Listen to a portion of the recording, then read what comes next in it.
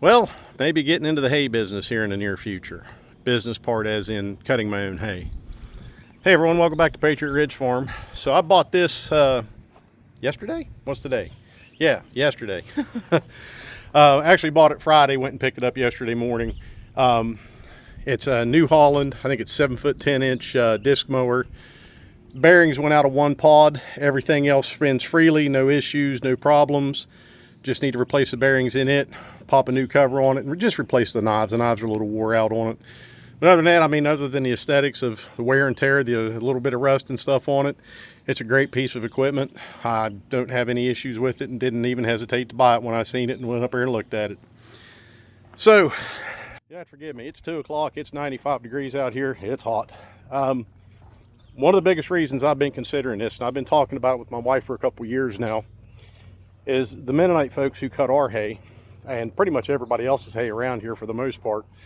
You know, the one guy in particular cuts my hay. All these guys own a business. They own their own business, do all the work themselves. And, you know, he told me, he said, Mike, he said, I lose money every year mowing hay. He said, cost of fuel, my time away from my business. He said, maintenance and repairs on my equipment. And he said, hay here in this part of West Virginia, you're paying about $35 to $40 for a round bell. That's usually a 4x5 or 5x5 round bell. 800-ish to 1,000 pounds depending.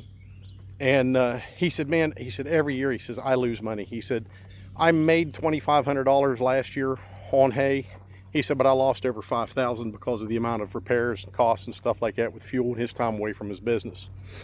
Just an example, he was up here Saturday and had just got through raking the hay and was going down to change out and get his baler on, and starter went out of this thing. He shut it off for just a couple minutes to talk to me. Starter went out of it. He just replaced the alternator and everything. Starter went out. So now he's got that added expense of that. And I completely understand that, because one of the biggest reasons why I never got into the hay, my own hay cutting, is number one, the cost of equipment. Number two, the upkeep, the maintenance, the repairs. There's just a lot to do. And I never had any reason to get into hay because I never had any animals that needed hay other than bedding for winter, and I just used straw for that. But now, more and more all the time, we're seeing a lot of people just getting completely out of the farming.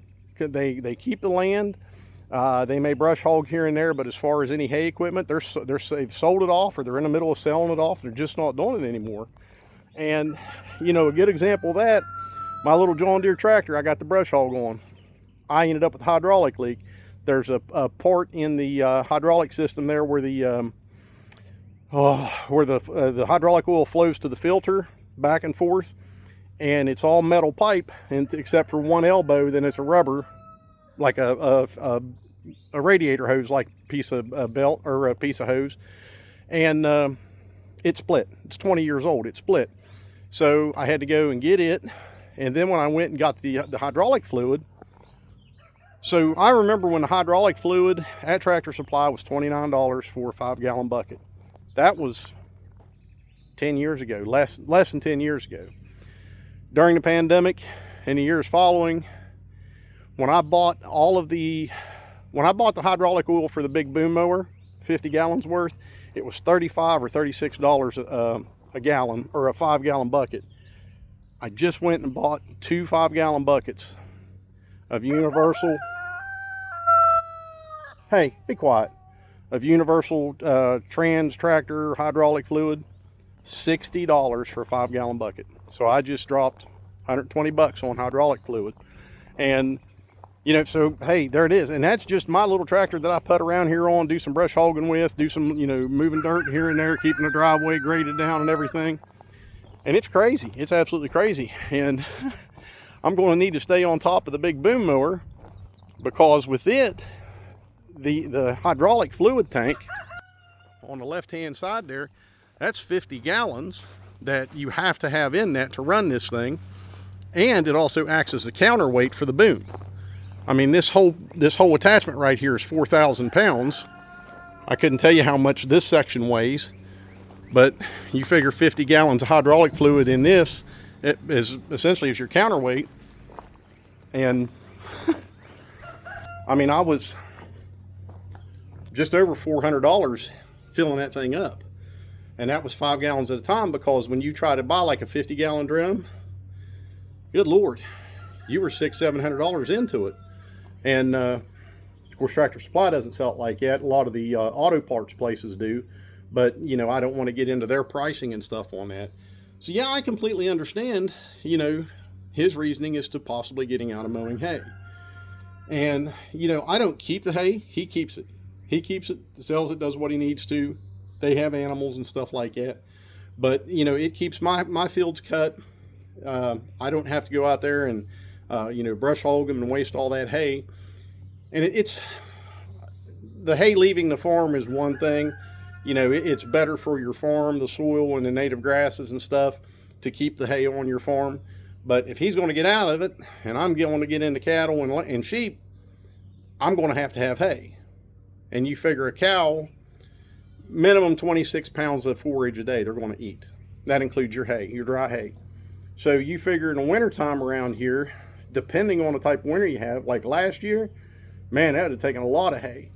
And if we run, say, 4 cows, and with 4 cows, 26 pounds each a day, you're looking at what, 104 pounds of hay a day that they're going to eat. And plus or minus, because there's going to be some times when they're going to eat more. If there's not a lot of snow on the ground, there's enough grass still left on the ground, they'll forage on it as well. But I mean, you're talking, say, an 800-pound bale going to last you about a week.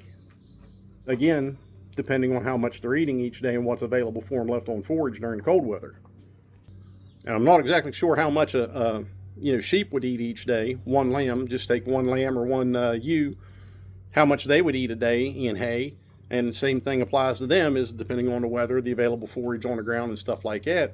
So you're going to be paying. So if you can get hay at $35 a bale, I mean, and you're going through, we'll just say a bale and a quarter a week between your cows and your lambs, you're going to be going through a lot of hay during that whole December, January, February, March time period, that 4-month period, maybe even earlier, maybe even a little longer, depending on how the weather plays out and the seasons. So you're going to spend a bunch of money. Now, yes, hay equipment is expensive, but it's becoming more readily available on marketplace. And because so many people are selling it, now you've got a huge supply and not a lot of demand for it. So prices should level out a little bit. And I'm expecting after this hay season into the fall, people could do their last cutting, hay equipment's going to be more readily available and probably at better prices. Now, I'm not buying all of it at once. Patrick may cut my hay for the next 2, 3, 4 years. But when I get cows and lambs and you know, all that's in place so I can get them here, I hope to be able to start at least cutting my own. So I'll buy one piece of equipment at a time. And that way, you know, I'm not going ridiculously overboard in expenses all at once. I'm not putting myself in debt. I'll go each time to where I can save up to where I can pay cash for each piece of equipment, and that's just what I'm going to do. Last year's drought really put a hamper on haymaking, because I think he got one cutting off of this farm last year, and every farm that he cuts around here, he only got one cutting off of it. So, you know, his loss, he didn't make up enough money. He didn't make enough money from his hay sales to cover his expenses. And even though he's at a loss of every year, he was even more of a loss this past year. So, yeah, I'm going to get it. And, you know, the worst case here is if I get all of my hay equipment and I can only cut hay for a few years and, you know, or just decide, hey, I'm done with farming and I'm out of it, like most people seem to be doing now, then I'll sell it. Or it'll become lawn art. I mean, that's the only thing. And I mean, like I said, that just keeps me, that gets me back up back up to the level that I think I should be at, especially when I'm going to have ruminants and I'm going to overwinter and everything like that. So I'm not dependent on other people, you know, to buy a product that may not be near as good as quality, may have more invasive species than my grasses do, and now that's going to get introduced onto my farm. And God forbid you got to buy out of state hay, especially from down south, because they've had problems where, you know, they get hay from down south, like, you know, North Carolina, South Carolina, those areas, Georgia, Alabama, Mississippi, when they have, you know, shortages of hay, and they're bringing fire ants in, and you don't want that. I mean, they do inspect them, but still, you don't want to bring fire ants into West Virginia, because if you never dealt with them things, whew, Man, I'll take yellow jackets over fire ants any day. I had my fair share of them down at Fort Sam, Houston, Texas. Those things are bad. But that's the kind of things you don't want to bring that stuff into the state that doesn't, where it's not already at, and you also don't want to introduce that to your farm, because now you got more problems on top of what you already got. And I'll be honest with you, I bought bales of hay from people around here before that's had stickers, briars, blackberries, everything else in it, and a bunch of ragweed and everything like that. And it's poor quality, but hey, they're still selling it for $35 a bale like everybody else is, because that's the going rate. So you buy that hay once, and then you find somewhere else to get it. But yeah, I can understand his dilemma and his rationale as to why he's thinking about getting out of it. I don't blame him a bit. But if he's going to get out of it, I'm going to get into it, cut my own hay, bale it, and everything like that. So we're working towards that. One little thing at a time. And one little thing at a time. 6 years, hopefully be able to retire.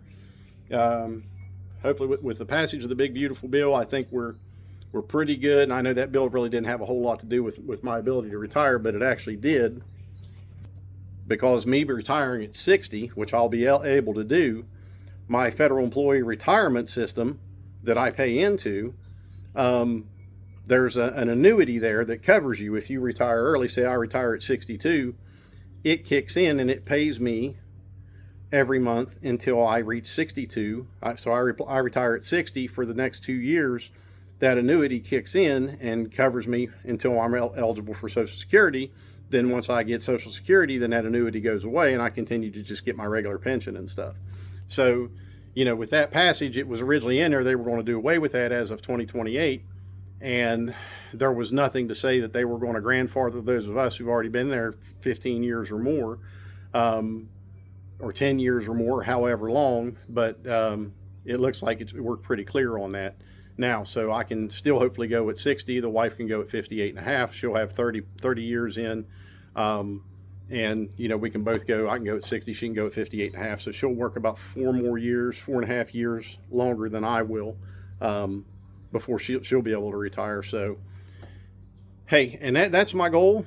That's honestly my goal, is when I retire, I can put 100% focus on this farm, get the things done that I need to get done, and, you know, build this farm up as much as I can. And that'll be my daily job every day, rather than going to work for the man, living the rat race, and trying to, you know, struggle for time to get other things done. So that's what I'm looking forward to. But yeah, it looks like a lot of folks are getting out of the hay cutting, and I'm going to get into it. So that's where this video is going today. It's hot. I'm going to get some water. Daggone, it's warm out here. Get and stay prepared. Stay free. God bless y'all.